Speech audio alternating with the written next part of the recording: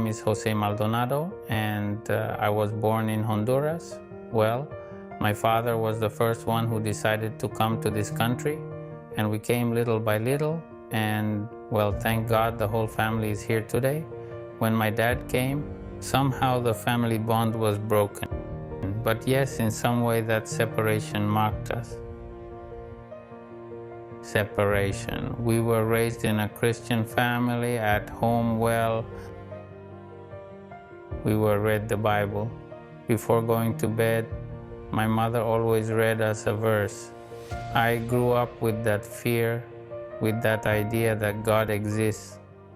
When the family separated, well, yes, everything became distorted.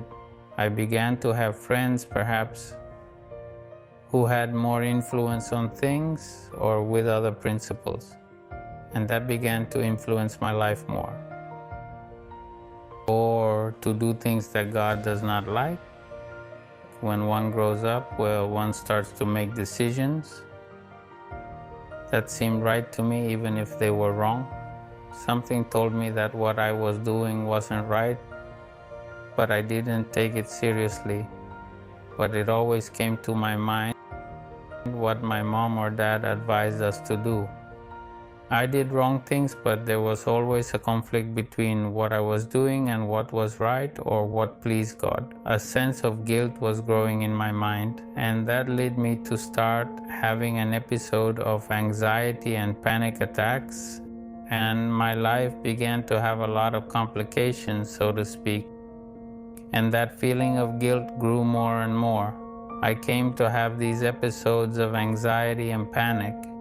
And although it is true, it was not a single one, but it was a process where those situations were increasing until I had that one, where I could not have control of my emotions.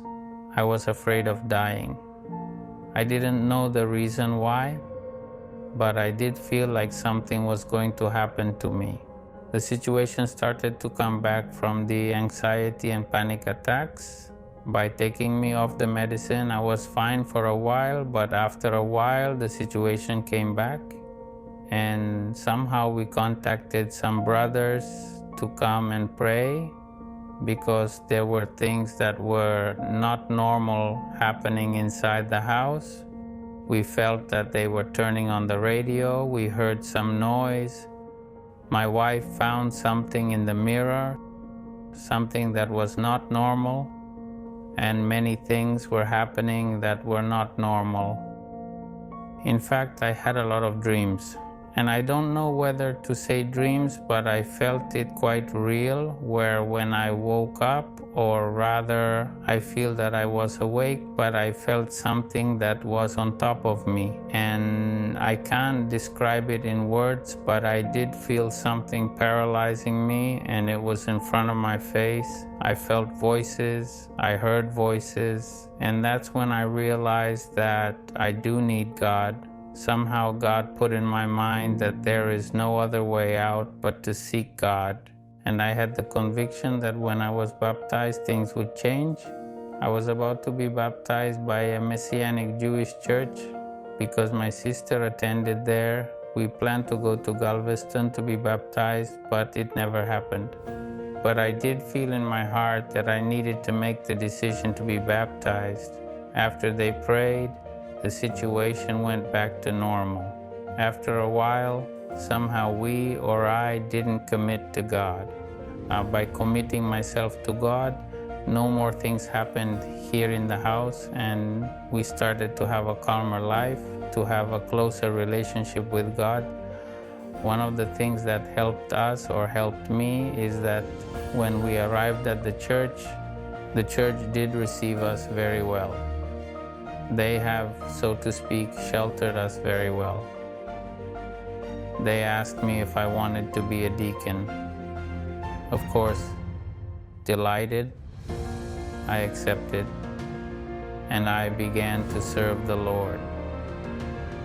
Well, this year someone spoke to me and asked me if I wanted to be an elder. And after consulting with God, well, I told them, if someone can guide me, I am willing to continue learning from the Lord. And well, I accepted to be an elder, trusting God that He is the one who is going to help me grow, because, well, that is the desire I have in my heart, is to serve God. I have the confidence that He is the one who is going to help me grow more.